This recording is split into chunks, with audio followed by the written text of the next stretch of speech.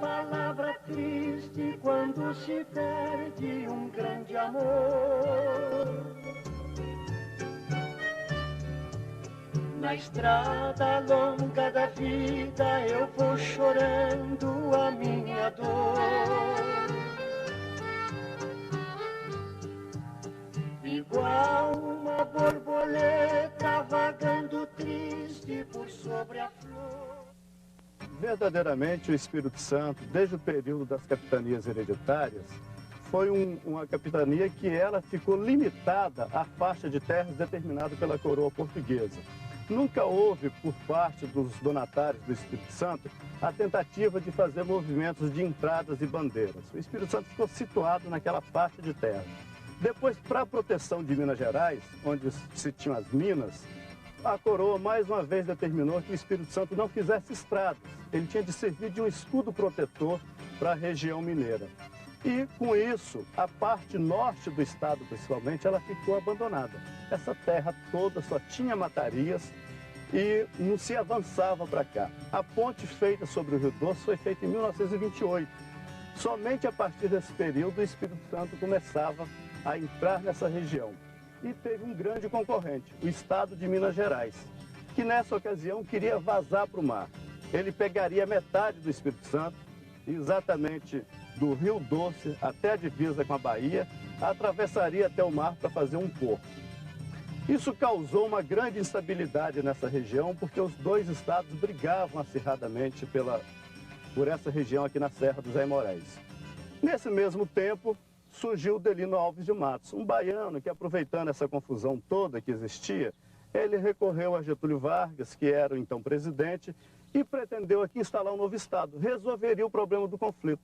Minas não brigaria mais com o Espírito Santo. Aqui teria um novo estado, o Estado de União de Jeová, que resolveria essa questão do litígio fronteiriço.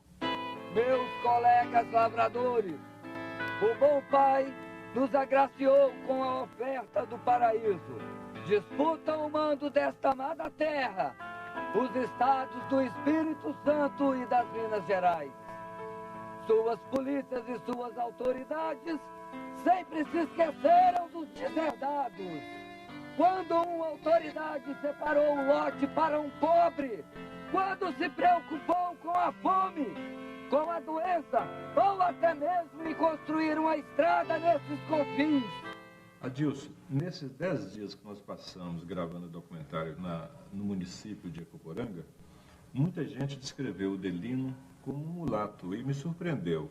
No momento em que nós fomos escolher entre os atores lá do grupo amador da região, as pessoas para representar os personagens desse documentário, você indicou muito enfaticamente o Chico para representar o Delino, que é um cara branco. Por que isso? Olha, verdadeiramente há muita controvérsia a respeito da descrição física do Delino. Ele tornou-se um mito e muitas pessoas o confundiam com Jorge Comecru, que era seu lugar-tenente. Mas quem de fato tinha uma descrição fidedigna dele foi seu Zé Ramos, porque ele morou na casa de seu Zé Ramos, foi professor em sua propriedade, e seu Zé Ramos o descrevia como uma pessoa clara, de altura mediana, muito franzino, raquítico, com jeitinho de padre, como ele dizia. E logo que eu bati o olho no Chico, eu vi que era a melhor pessoa do grupo de teatro amador de Ecoporanga, do Boca de Sena, o melhor para representar o Delino. Sim. Era o Chico. Eu queria que o senhor contasse para a gente como que o Delino veio parar aqui. Eu não sei, acho que ele veio da Bahia. É certo que tinha uma professora aí, né? Arranjando umas professoras, chegou ali. Mas não sei onde é que ele veio, ele apareceu. E ele veio fazer o que aqui na propriedade do senhor? Ele era professor. Ele era professor, então? E o Delino quis ser padre, né? Conta isso pra gente, como é que foi isso? O Delino queria ser padre. Ele era para ser padre. Mas não quiseram, ele começou a ficar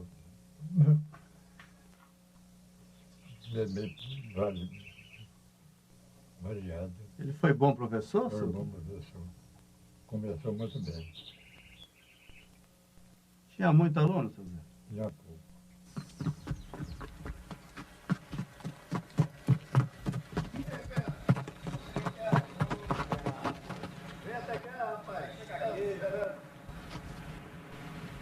cá. Cavalo, entendeu? Não? Ô, sua vez.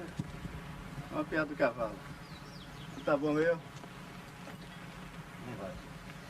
Você tá bom? Bom dia, como é que tá? Tá bom, né? Tudo bem? Aqui na casa do Zé te esperando pra gente conversar aí dos tempos que você estudou na escolinha. Certo. Eu tava aí te esperando um pouquinho. Vamos entrar pra Deixa cá. eu chamar o cavalo. Deixa eu dar uma marca pra você ali. Pode deixar que eu solto aqui. Vai chegando pra lá, vai. Tá bom. Daqui a gente encontra o caminho pra ir lá pra escola, né? Contra. Vamos passar por aqui que a gente vai. Vai puxando o caminho pra lá.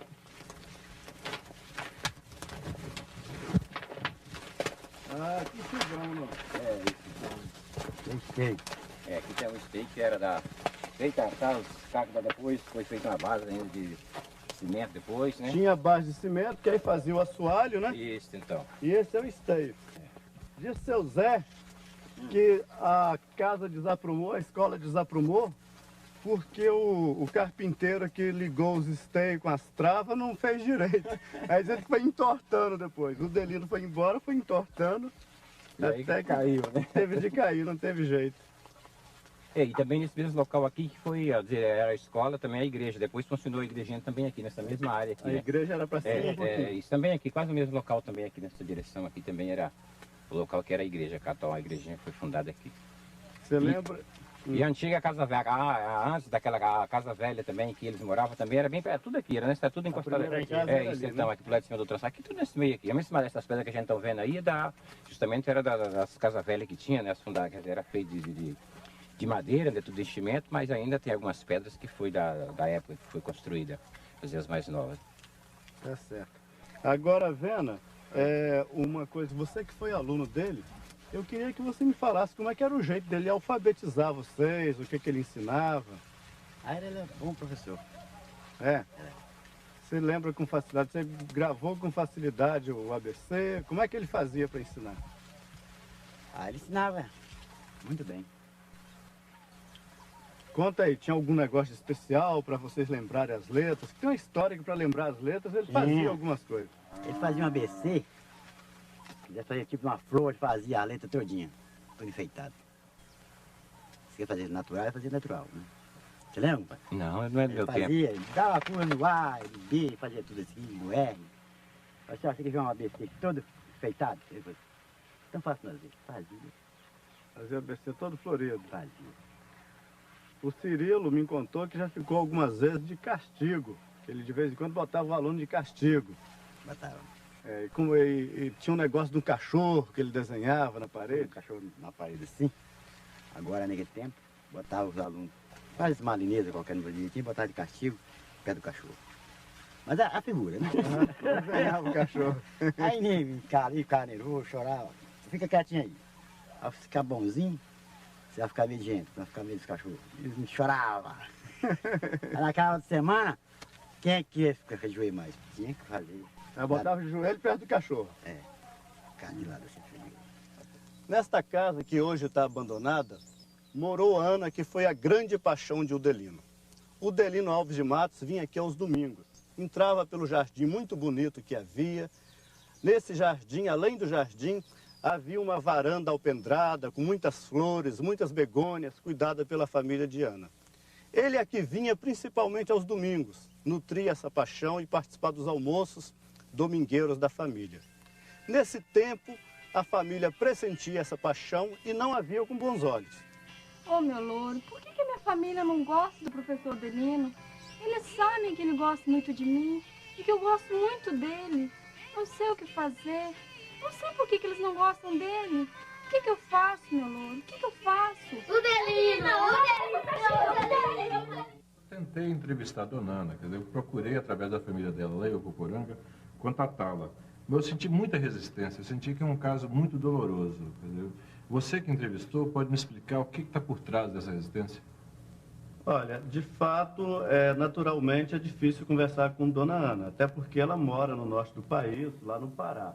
Mas eu tive a oportunidade de esclarecer alguns fatos a respeito do relacionamento dela com Delino numa ida da família até Ecoporanga.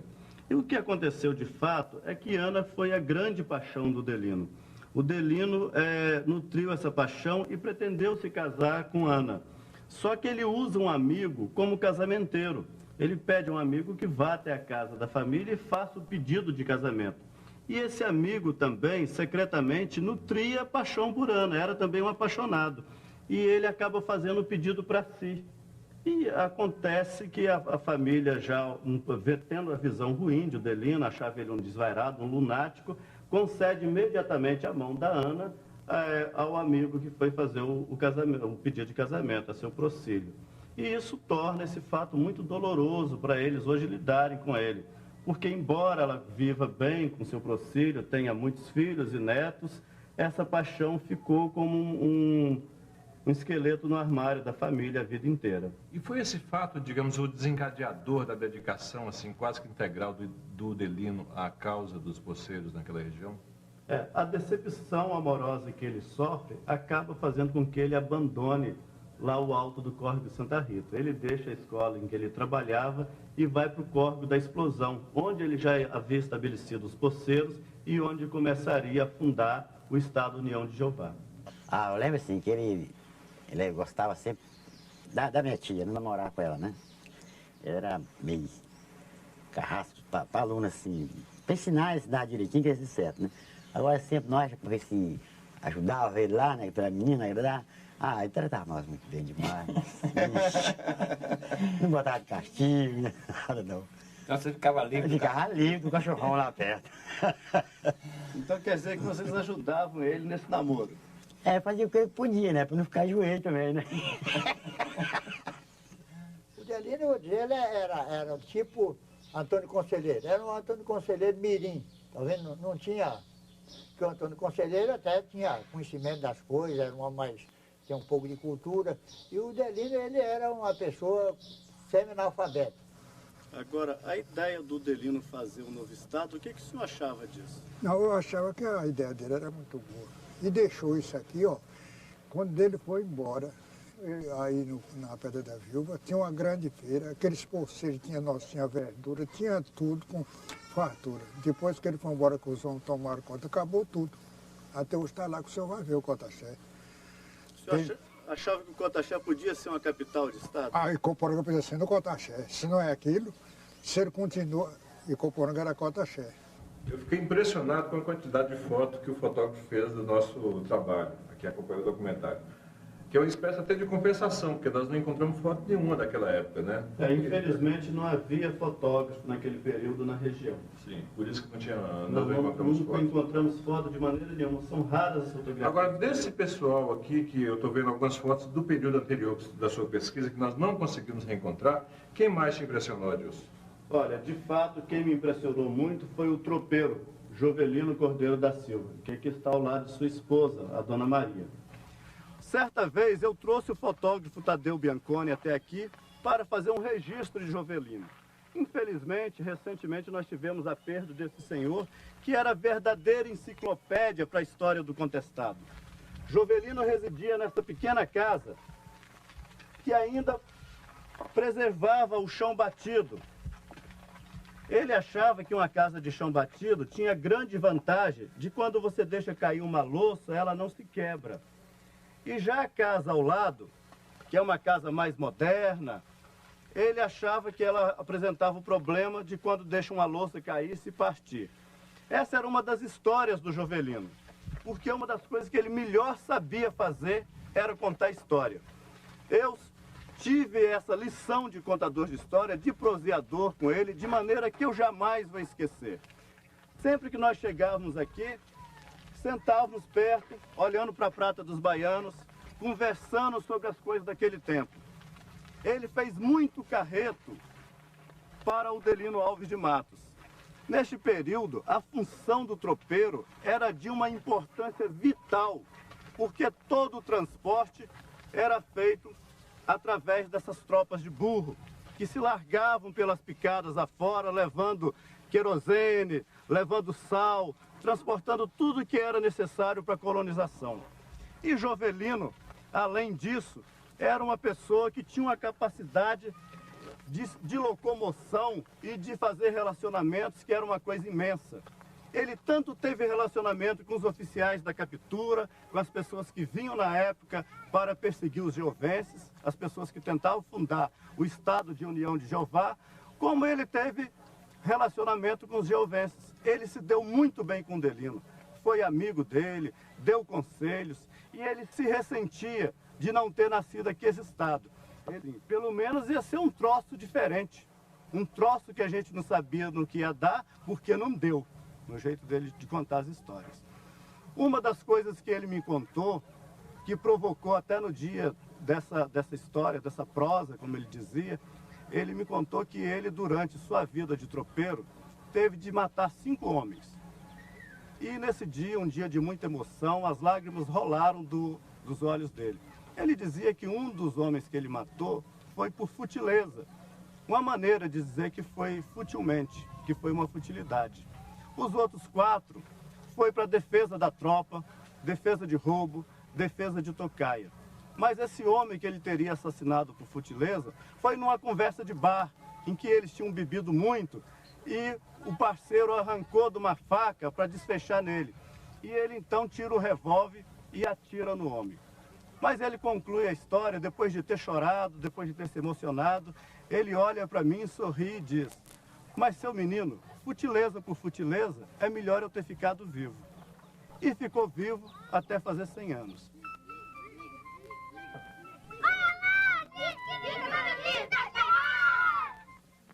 Boa tarde! Boa tarde! Boa tarde! Fala, meu povo! E aí, meu povo? Boa tarde, Kiko. Alguma novidade para essa freguesia? Infelizmente, nós não temos nenhuma carta para esta freguesia. Mas eu trago boas notícias. Tenho em meu poder um artigo publicado no Jornal do Rio de Janeiro, do dia 5 de junho de 1952. Diz assim o artigo: perseguidos agricultores e pequenos proprietários, vítimas de guerreiros, apelo ao presidente Vargas.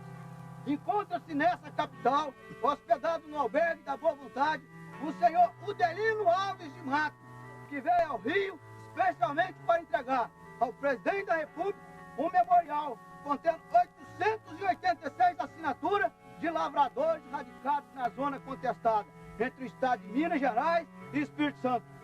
A nossa última esperança, disse o senhor Udelino, repousa agora no senhor Getúlio Vargas.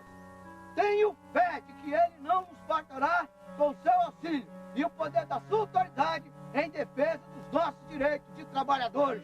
Está aqui, meus amigos, o jornal, é o jornal da capital que chegou para mim.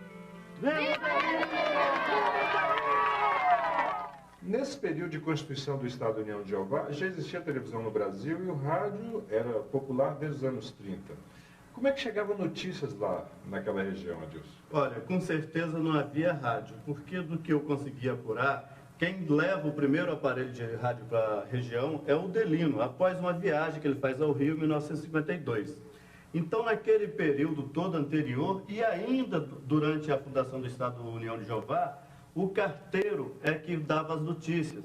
E o carteiro é uma pessoa que fazia trabalho voluntário, ele andava de casa em casa levando as notícias e pedindo abrigo e trocando as informações que ele levava por comida. E o carteiro aqui caracterizado do... Pois é, essa é a caracterização dele aqui, andando com guarda-chuva, com panelinha, por que isso?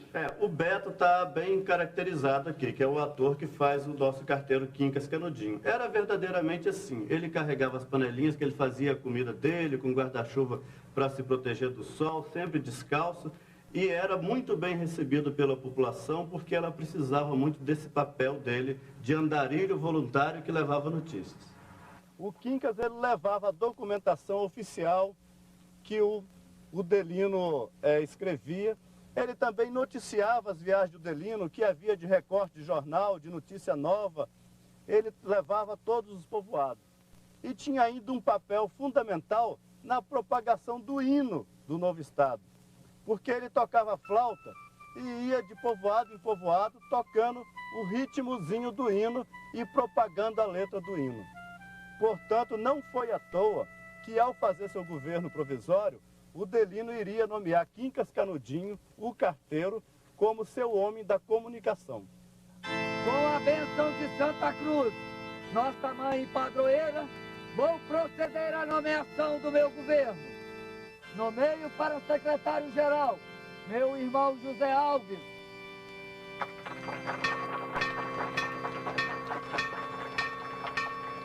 Nomeio para fiscal de matas nosso amigo Benedito Furtado, que vai cuidar da reforma agrária.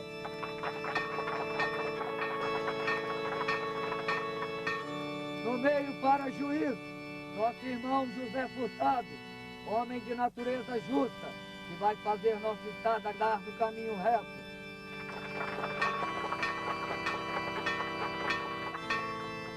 Nomeio para subdelegado nosso amigo Silvino de Tal.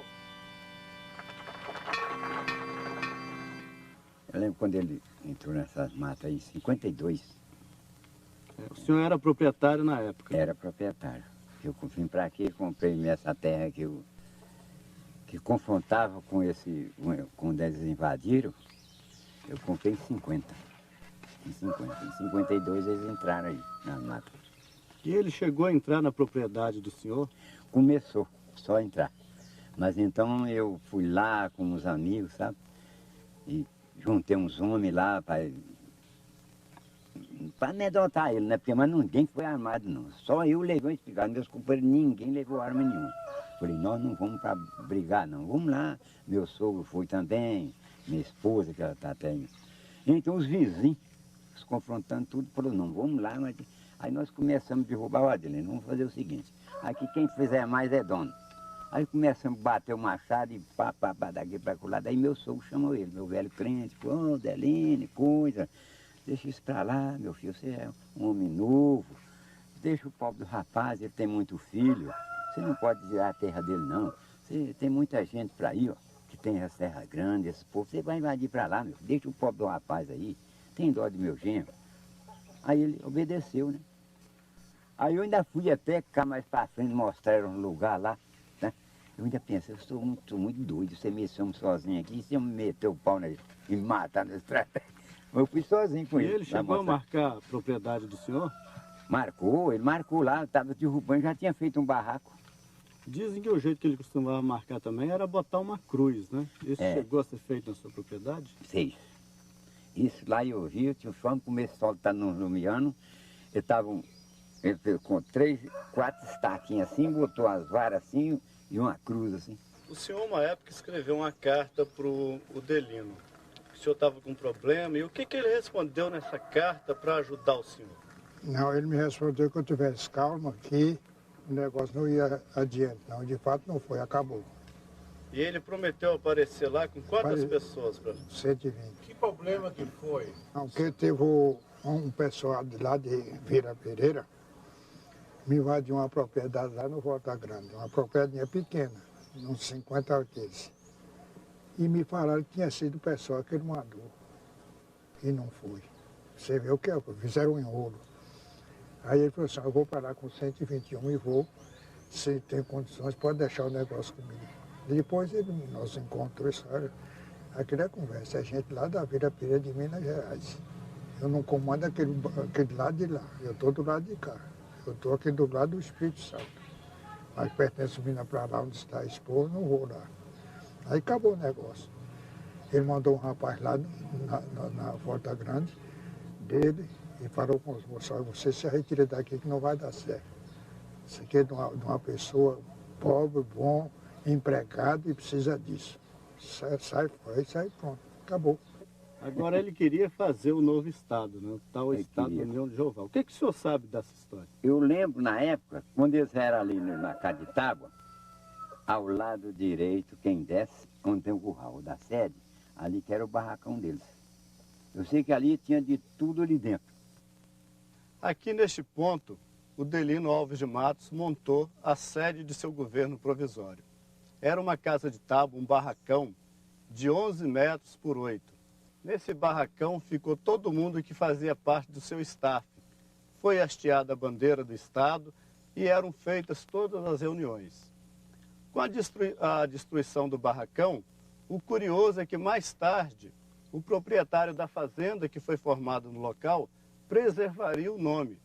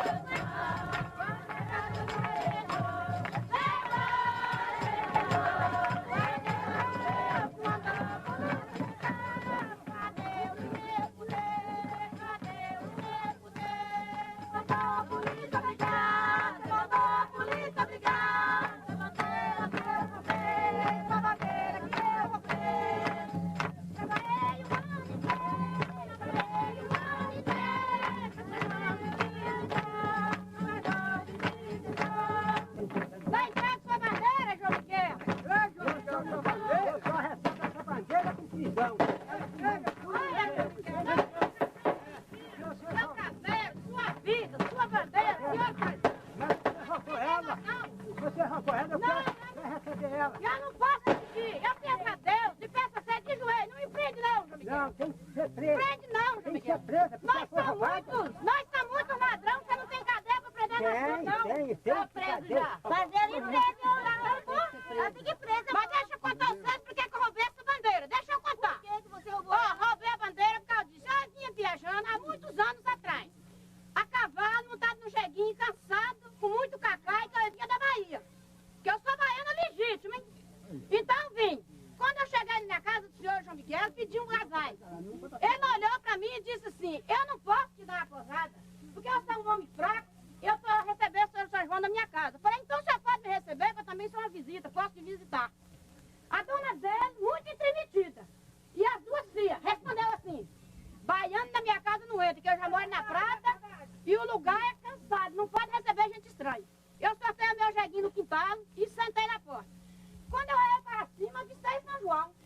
Eu esperei deitado, descansou, depois que eu estava no descanso, eu cheguei perto e escutei, que ele estava roncando. Eu subi naquele palco com muitas dificuldades, trabalho mesmo. E peguei a bandeira de São João e sacudi. Deus ajudou que ela caiu. Eu enrolei e fui debaixo do subaco e corri. Daí um ano, seu João, eu venho me entregar e o senhor manda me prender? Mas eu arrependi. Eu arrependida do meu pecado, do meu castigo. Pois é, preciso ter prisão, porque senão não tem lei. Você está preso, então me entrega aqui. Então vai levar. Bandeira do advogado vai me soltar. Ô, gente, o Delino tá chegando. Vamos entregar a bandeira para o Delino. Vamos entregar a bandeira para o Delino. Com licença, mestre. Essa será a bandeira do Estado União de Jeová. O nosso Estado já é uma realidade. É verdade. Viva o Delino! Cada grupo de 3 homens irá conduzir uma bandeira como essa. Nossos bandeirantes irão convocar o povo de toda a região. Muito logo seremos um grupo de mais de 600 homens. Viva o Delino! Vamos parar a medição de terra. Pelo Espírito Santo, manda o Senhor Jones dos Santos Neves, de Minas Gerais, manda o Senhor Juscelino Kubitschek. Aqui, em União de Jeová, mando eu. O Delino! O Delino! O país é do Senhor Getúlio Dornelles Vargas. O mundo é de Deus. Avante, seu bispo!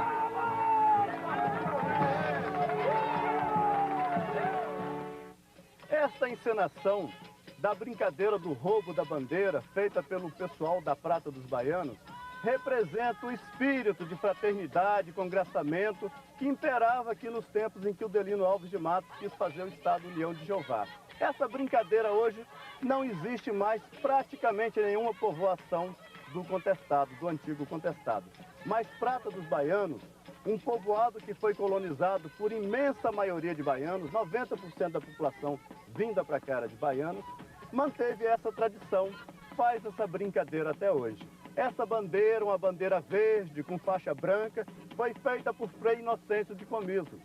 Essa bandeira representava as matarias, as florestas e a entrada do povo nessa região. A faixa branca indicava a colonização desse povo. Adilson, mostra aqui nesse mapa quais foram os povoados e municípios que o Delino fincou a bandeira do Estado União de Jeová, quer dizer, onde que ele teve a intenção e ocupou para criar o Estado União de Jeová. Bem, a região que foi ocupada para a formação desse novo Estado, ela fica a 300 quilômetros de Vitória.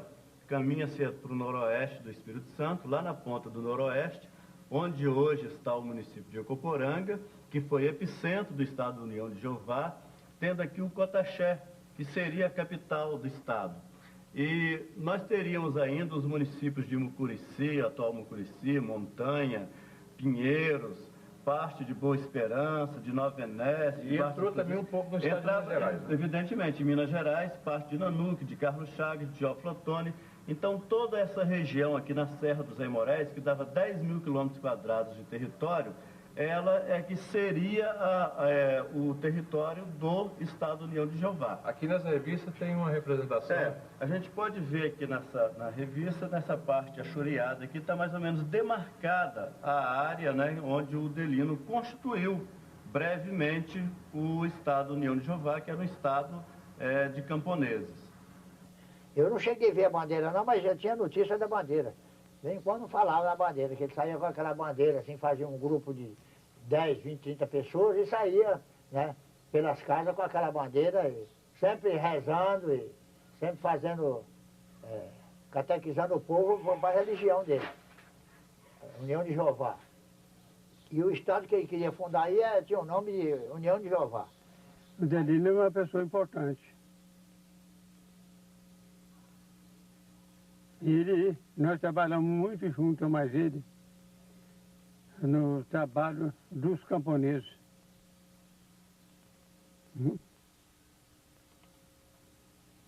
E o que ele queria fazer na região do Cotaxé? O que o Delino queria fazer na reunião do Cotaxé? O que ele queria fazer? Sim. Nós estávamos lá organizando o movimento dos trabalhadores rurais. E aquele tal de Lamartine botou gente para seguir nós para todo lado. Em toda a vida eu amei o PCdoB. Por que o senhor amava o PCdoB? Por que o senhor amava tanto o PCdoB? O que você amava? Chamava pelo motivo que nós apoiávamos os povos pobres, os poceiros. Oh, que saudade que eu tenho da aurora de minha vida, de minha infância querida, que os anos não trazem mais. Que amor, que sonho, que flor, naquelas tardes tagueiras, as sombras das bananeiras debaixo da laranjada. O senhor tem muita saudade? Da minha vida? Tem, vai. Todo mundo tem, né? Todo mundo tem saudade como da vida. Seu Francisco Rosa foi uma pessoa de muita importância. Eu era professor, senhor. Era professor, uma pessoa importante naquele período em que Cotaxé foi muito habitado. Ele pertencia a uma célula do Partido Comunista do Brasil e queriam naquela região dar posse aos camponeses que não tinham títulos de terra. Numa primeira fase, eles tiveram um bom acerto com o Delino Alves de Matos, porque o Delino também tinha o mesmo objetivo deles naquela fase inicial, que era distribuir terras através de uma reforma agrária. Mais tarde, eles descobrem que o Delino tinha planos de fazer um novo estado e ser o governador.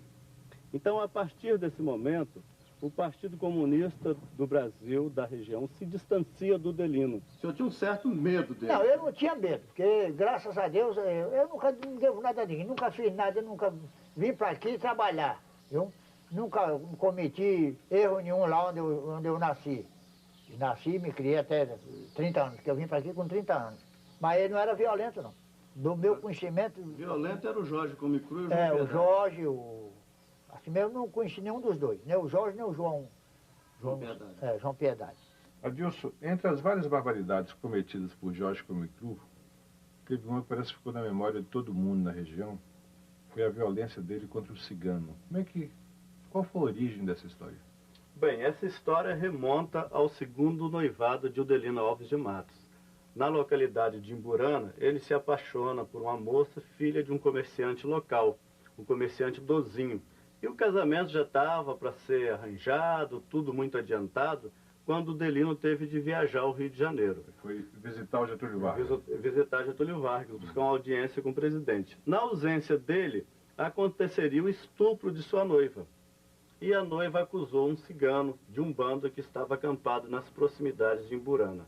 O cigano Tobias Cambulim foi preso por Jorge Comicru e foi barbaramente espancado. Filha da puta! Filha da puta! Tu pensa que você tem pão? Afia do bolsinho! Filha da puta!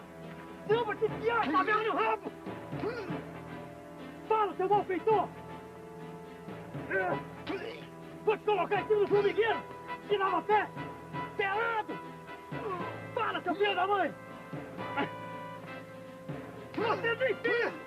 Se você não é amigo comigo, eu vou arrancar esse cara de cabeça! Desgraçado! E depois disso, Adilson, depois dessa violência, o que aconteceu? Bem, a violência, ela foi muito maior porque atingiu também a todo o bando. Inclusive a avó do cigano, do Tobias Cambulim, foi morta e esquartejada pelo Jorge Comecru.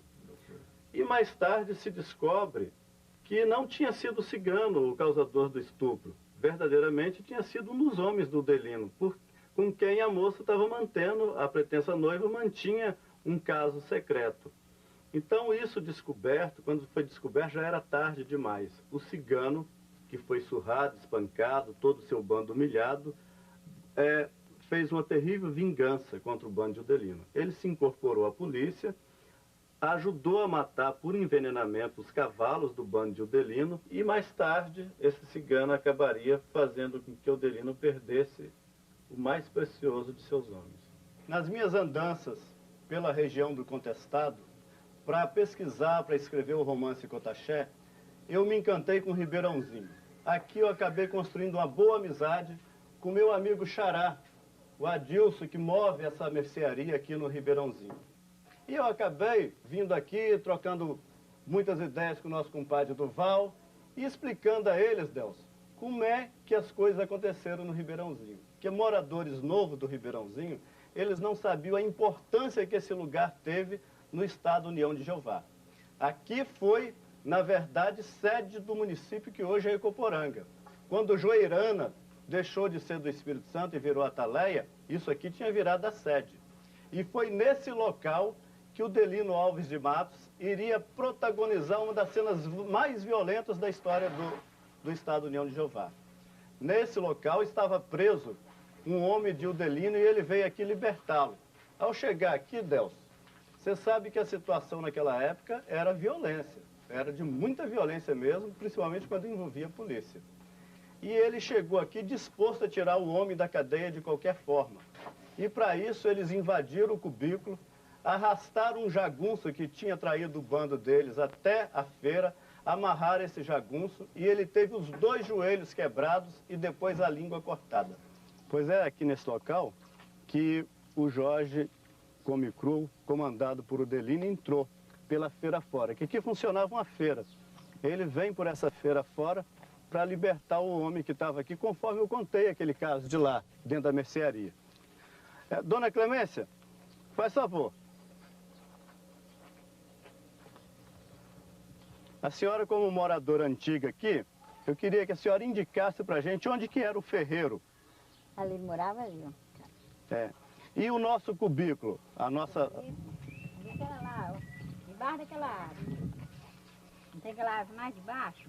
Era ali que era o cubículo. E a nossa feira era aqui, né, compadre Duval? Era aqui. Agora tem uma feira. Pois é, neste local onde tinha feira, é que chega aqui Jorge Comecru com o Delino e os outros homens para resgatar um prisioneiro que estava ali. Então aquele fato todo que eu contei na mercearia, do homem que teve os joelhos quebrados, a língua arrancada, isso se passa aqui, né? O homem amarrado aqui se passa. Jorge Comecru foi quem executou toda essa ação. Ele era um descendente de índio Pojixá, um jagunço muito temido, ele era o braço direito do Delino. E era uma pessoa violenta mesmo, mas ele tinha uma criação dessa tribo indígena, essa nação indígena, os Pojixás, que ensinavam que você tinha de arrancar a língua do preso e comer ele vivo. Comia a pessoa viva.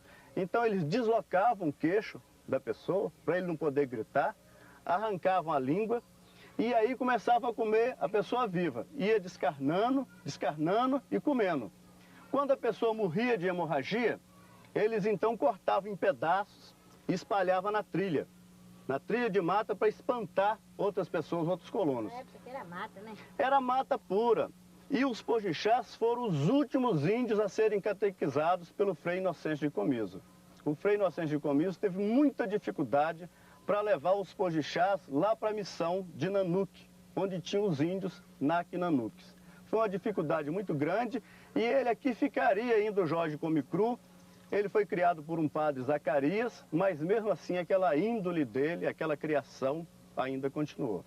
Adilson, você descobriu um outro caso de amor interessante que parece que deu origem aos conflitos, às traições e à desagregação do bando de Udelino, que foi o rompimento de Anísio com Anália. Como é que foi essa história? Bem, quando esse caso ele aflorou no retorno de Udelino do Rio de Janeiro, em 52. Além de trazer o rádio, né, o primeiro aparelho de rádio lá para aquela região, e outros agrados para as pessoas que lhe eram amigas, ele levou de presente para o Anísio um violão. O Anísio era marido de Anália. Anália era a mulher que cuidava da casa de tábua, que fazia comida, que lavava roupa. E no dia que ele dá de presente o violão para o Anísio, né, o Anísio iria estreá-lo tocando a música Nervos de Aço, do Lupicínio Rodrigues. Que era muito famosa naquela época. É uma música conhecida e tal. E quando as pessoas ouvem a música, todo mundo que está na cena pressente que o Anísio já conheceria o caso de traição que ele vinha sofrendo da esposa com o Jorge Comicru. Você sabe que é ter um amor, que loucura por uma mulher, e depois de encontrar esse amor nos braços de um tipo qualquer.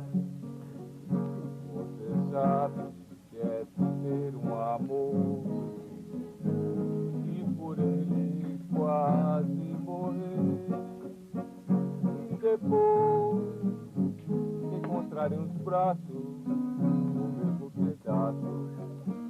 O meu pode ser, tem pessoas de nervo de aço, sem sangue na veia e sem coração.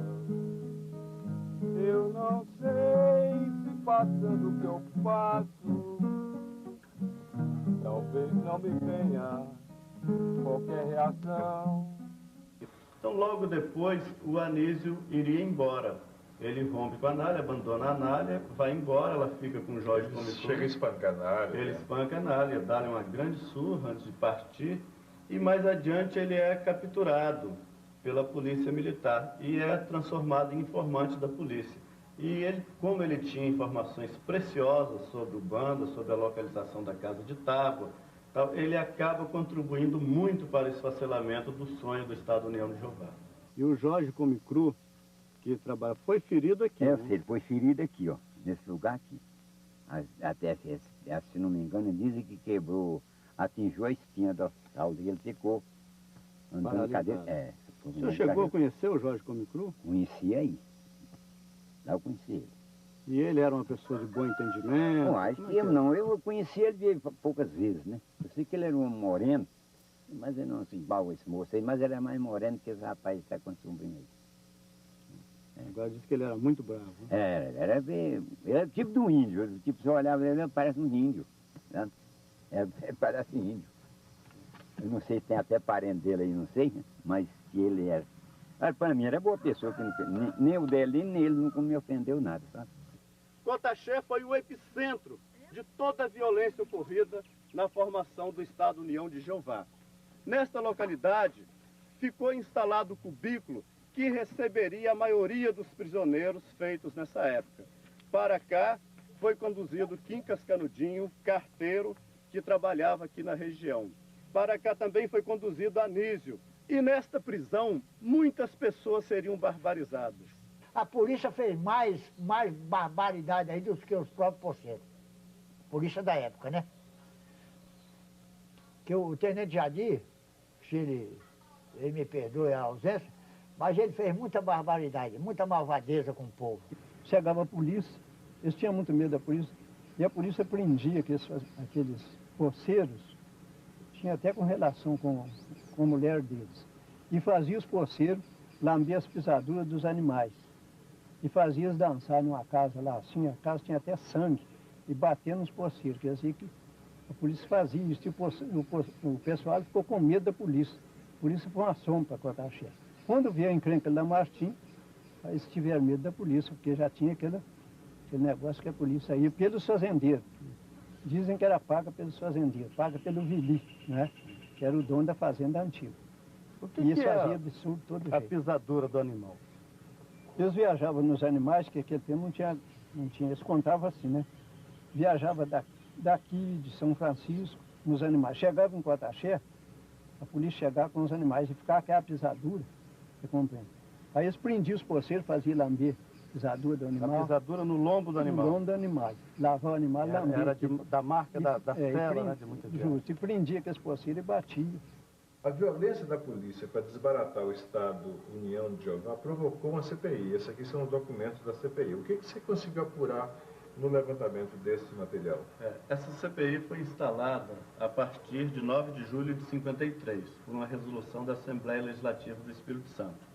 A Comissão Parlamentar de Inquérito dá grande importância aos fatos acontecidos no noroeste do Espírito Santo com o leste de Minas Gerais.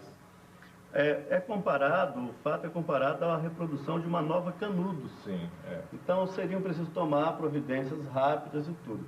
Acontece que a avaliação dos deputados... Desculpa, o Delino era visto como um novo Antônio Conselheiro. Consideravam assim que ele, inclusive, imitava em muito o Antônio Conselheiro. Era um líder religioso, messiânico. Você conseguiu ter alguma informação se ele sabia da existência do Antônio Conselheiro, se ele de fato se inspirava no Antônio Conselheiro? É provável que soubesse. É provável que ele era baiano e os ventos de Canudos ainda sopravam por aquele tempo ainda. Mas ele tinha propósito diferente do Antônio Conselheiro. Ele sabia bem o que ele queria. Queria fundar um Estado, né? E essa tentativa sofre essa comparação de uma nova Canudos e a brutalidade policial para reprimir essa tentativa do Delino é de fato uma coisa que comove o Espírito Santo depois que se sabe o que aconteceu. Foi uma coisa realmente horrorosa. A comissão apurou toda essa violência e voltou para Vitória estarrecida. E como é que é a história do trio de horrores que o coronel Djalma... O coronel Djalma, ele comandou mesmo a ferro e fogo o desbaratamento do Estado União de Jeová. Canudinho, filha da puta! Parceiro vagabundo! Para, Canudinho, seu latino! Safado! Mercenário! Para, Canudinho, de joelho! De joelho, Canudinho! Filha da puta! Parece, Canudinho, que o senhor está com medo? E é para ter medo mesmo? Porque hoje alguém irá surrá-lo! E o senhor nunca se esqueça disso! Porque o senhor vai apanhar muito! E o senhor irá dizer: o coronel pediu que o senhor não machucasse minhas mãos, não machucasse minha boca e não machucasse meus ouvidos. E o que o senhor irá dizer antes de apanhar? O coronel? Chega, filha da puta! Você? O que é pro senhor? Fala! Não me machucar! Fala! Aqui as mãos! Mas o quê? Machucar o meu ouvido! Muito bem, muito bem! O senhor aprende depressa! O senhor irá aprender a nossa música! Já temos um trio! Vavá vai tocar a sanfona, o chifrudo, o violão, e o senhor vai ser o nosso corrente flautista. Então, naquela época, o major foi, mas eles... E por onde? Por onde que nós somos? Por onde que eles passavam? Por aquela região por ali afora. Rodaram para lá para ir para o Córrego do Limão. Chegou eles voltaram lá, com gente presa? Voltou. Trouxeram uma quantidade deles e levou ali para casa. Chegou lá, chamou o Raul Francisco, que morava ali na fazenda, filho do velho João Francisco. O Raul com a sanfona. Chegou aí na casa, o major botou eles todos em pé, os poceiros, e mandou o Raul tocar e eles cantar. Agora a cantiga eu não me recordo muito mais como é. Eu vou dizer mais ou menos a letra dessa cantiga. Se for isso, o senhor vai me contar se é certo. Porque havia um certo tenente Vavá também que tocava e ficou registrado lá mais ou menos como era a letra. Era mais ou menos assim: caranguejo, caranguejo, você deixa de roubar. Caranguejo, caranguejo, tô sujeito a te matar. Era mais ou menos isso? Era uma aparência dessa, mas não era, não, senhor, essa não. Era um pouquinho igual. Era um pouquinho igual. Então aqueles poceiros marchando um atrás do outro, dançando no som daquele toque, ó. Ia rodando. E o soldado atrás, ó. Estamos aqui, pam. Passava por aqui, ele ia pro outro aqui, ó. Estamos aqui, pam. E vai rodando e falta com ele, pam. Até quando rodava por lá, até chegou aqui nesse ponto. Naquela hora, antes de nós acabamos de atender com o resto do acontecido, um cabo chegou e falou, você está retira daqui que o major pode mandar outra coisa para vocês. Retira daqui. Aí nós a retiramos e saímos embora para casa, que nós morávamos aqui, distante 6 quilômetros. Nós só estávamos ali para ver aquilo, para amanhã poder saber contar. Quer dizer que eles não deixavam nem ver o que acontecia? Não, senhor, não deixava ver, não. Lá era oculto. Agora, por causa da sanfona que estava ali, era onde nós dançávamos forró por aqui afora, fomos lá para ver que forró era aquele. Quando chegamos lá, o forró era aquele. Os pulseiros marchando, dançando na frente, e o soldado atrás, ó, batendo neles até chegar ao ponto. Mas nós aí não podemos mais assistir o resultado daquele pagode daquele dia. Tá certo. É? Agora, seu Valdete Mendes, que eu já conversei com ele aqui, eu fui cantar essa música para ele, que eu arranjei a letra dela. Arranjei nos documentos, a letra e tal. Mas só que eu não cantei direito. Eu queria que o senhor cantasse direitinho como é que foi na época. Certo, certo. Ele dizia assim, caranguejo, seu caranguejo, escuta o que eu vou falar. O lugar de seu franquinho não é pra você roubar. Vamos, caranguejo, que o pau tá quebrando. Assegura, caranguejo, que o pau tá quebrando. Ela, rapaz, que vai pancada, é pá. Né? Fazia desse jeito. Qual era o contingente policial que tinha aqui no local? Quantos policiais? Só que na Serra nós tínhamos uma base de 45 homens. 45 homens? 45, mas cada distrito tinha um. Ah, cada distrito estava distribuído. Tinha um. Dentro da cidade era o quê? 45, 46 pessoas. Juntando a cidade inteira, né? E para essas diligências foi todo esse corpo policial? Foi todo. E depois o senhor disse que veio um ônibus de Colatina? Veio 4 militares. Qual era o armamento dos poceiros? Poceiro era espingarda, clabinote caseiro feito em casa. Ah, fazia em casa? Fazia em casa, clabinote. Como é que era a carga do clavinote? A clabinote era a carga de 20 centímetros. E botava o que ali para chumbar? Ali eles punham chumbo, punham esferas, bola de estanho. Colocava tudo dentro daquele trem ali, tudo dentro daquele cano. Além da espingarda e do clavinote, o que mais? Carabina. Carabina? Até fuzil da polícia nós encontramos lá. Foi preso lá. E como eles conseguiram esses fuzis? Aí que a gente não sabe até hoje. Até era bom o senhor explicar, que a gente fala sempre as capturas, o senhor contar como é que as capturas funcionavam. A captura tinha diversos comandos. Tinha uma com Zé Escardo, tinha uma outra com o Tenente Orlando, e essa trabalhava para o Sul. Uma com Jadir Rezende? E a outra com o Tenente Jadir. Inclusive foi delegado aqui, foi na época dos Poceiros, ele estava aqui. As capturas não usavam o policiamento local, não. Vinha todo mundo de Vitória. Não, tudo de fora. Tá. Ele trabalhava com o local. Eles chegavam, faziam o serviço deles e ia embora. Às vezes o destacamento nem estava sabendo o que aconteceu para onde eles passavam. Depois vinha notícia, né? Lá mesmo eles desarmavam, chegavam na delegacia, fui embora com os armamentos, tudo, acho que nem prestava conta daquilo, né? Denuncie esses traidores que conspiram contra a gente. Vamos arrancar suas línguas de víboras e vamos pregá-las nas portas de suas casas.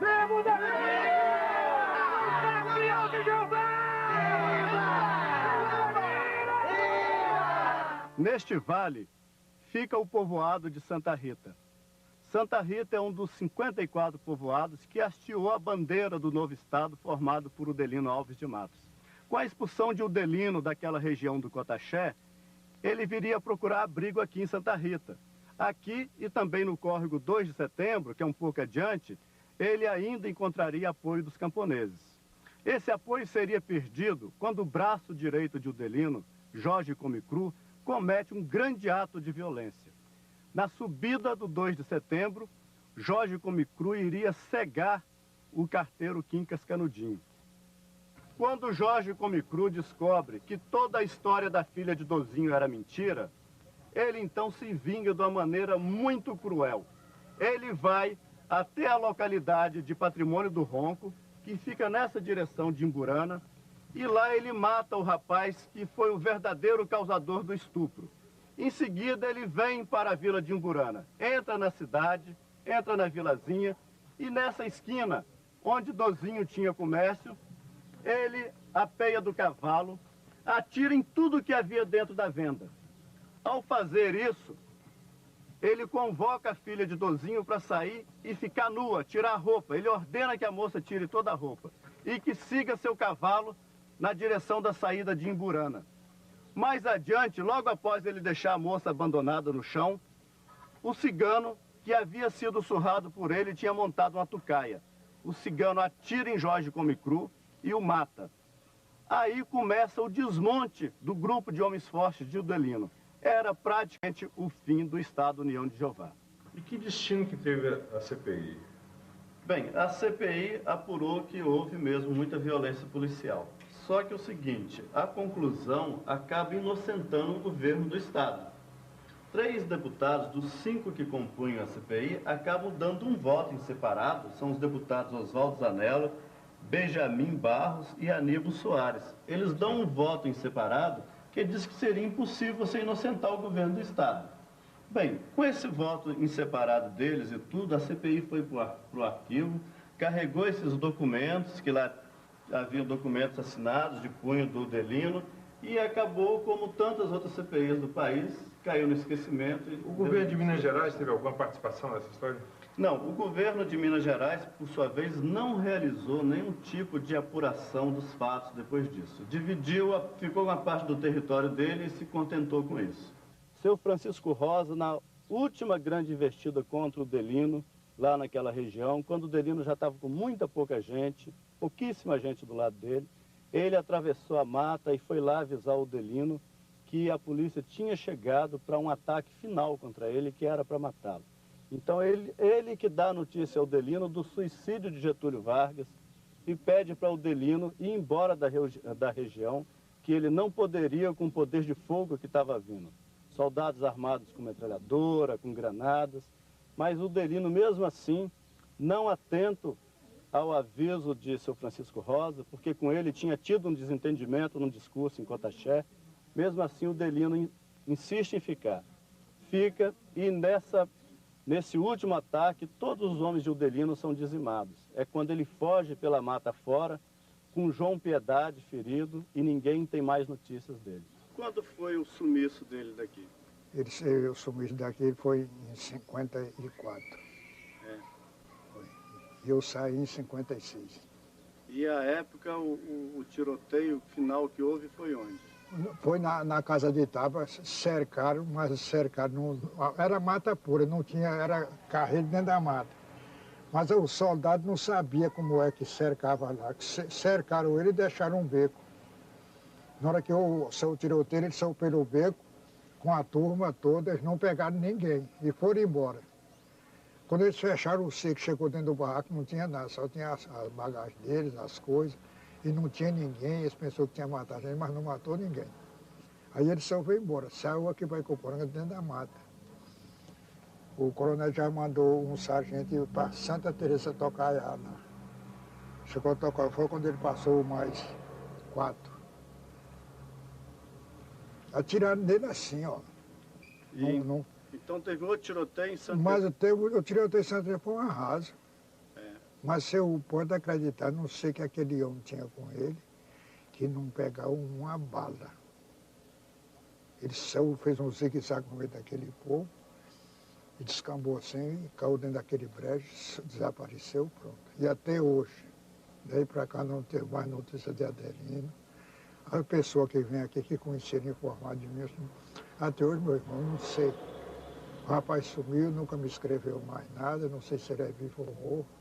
Com a repressão policial e com o desbaratamento do bando Udelino e o fim do Estado União de Jeová, que destino que teve Anísio e Anália?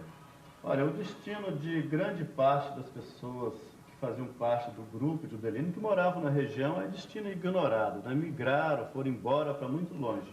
O destino do Anísio, propriamente, ele é bem conhecido, que ele suicidou no desenrolar desses fatos. Sim. Ele viu a situação de brutalidade com que a Anália era tratada, que ela foi capturada pela polícia e se tornou uma espécie de mulher de destacamento. sofreu muitas barbaridades, era constantemente chicoteada, e como ele estava a serviço da polícia... Isso como uma forma de vingança da polícia contra o Jorge Comecru. Exatamente, porque ela era a mulher do Jorge Comecru. Então, o Anísio, como ex-marido, pai das crianças, né, que estavam com ela, ele acaba suicidando, ele não aguenta isso e se enforca. E a Nália é enviada para a região de Nanuque, onde o Jorge Comecru tinha parentes. Sabe-se que ela levou uma quantia em dinheiro, dada inclusive por Udelino. Quer dizer, o Jorge e o Udelino conseguiram ainda salvar a Nália dessa situação. O Udelino mandou que o Jorge Comecru fizesse isso, desse a ela um tanto de dinheiro e a tirasse da região. E depois de Nanuque, ela teria ido para Belo Horizonte. E não se sabe mais nada. Você não conseguiu fazer nenhum contato? Não consegui fazer o contato, o máximo que eu fui até Nanuque, mas não encontrei nem sequer os parentes do Jorge Comecru. Quando o Udelino foi embora da região, o seu Francisco Rosa continuou ali. Ele e os amigos dele do Partido Comunista do Brasil continuaram ainda ali. E os camponeses voltaram para suas posses. Já não tinha Udelino, não tinha Estado, não tinha bandeira. Mas os camponeses queriam ocupar suas posses de terra que tinham sido distribuídas. Então começa um longo período de perseguição contra esses camponeses. A força policial grande, o contingente grande, tanto de Minas como do Espírito Santo, tinham ido embora. Mas aí ficaram os jagunços, que perseguiam, matavam os camponeses na tentativa de escorraçá-los da região. Quando explode uma revolta camponesa já em 59, e que duraria até 62, o seu Francisco Rosa e outros companheiros dele ajudaram muito na organização dos camponeses. E mais uma vez ele aí se tornaria vítima de uma perseguição muito forte da parte das polícias e da parte da jagunçagem que tinha sido formada. E que iam matando os poceiros, as lideranças principalmente, de um a um. Quando os poceiros entregam as armas e fazem um acordo com o policiamento, e mais uma vez vai todo mundo embora, esvazia a região, todo mundo na direção de Rondônia, eles ficaram. Mas eles não tinham muito mais o que fazer lá. Envelheceram como ele, como a Glorinha, que mora ainda no Pataxé, e outros companheiros se dispersaram. Então, o objetivo deles, que tinha sido de conseguir fazer a instalação de pequenas posses nessa região, não foi atingido. A região hoje é de grandes proprietários. Então, de lá eu ouvi dizer que ficou uns mortos lá, aí eu não estava dentro. E falar que ficou uns mortos lá, e o Udelino saiu e foi para o estado do Rio, Paraty. Até uma época, um senhor lá do Paraty ainda chegou assim: o Udelino mandou muita lembrança para você. Isso! Eu falei: o Udelino lembrou de mim, né? Ele falou, mandou falar com você que ainda vai voltar aqui para ver como é que está aqui a situação daqui, da onde ele estava residindo naquele tempo. A última cena que eu tive de Udelino. Tá certo.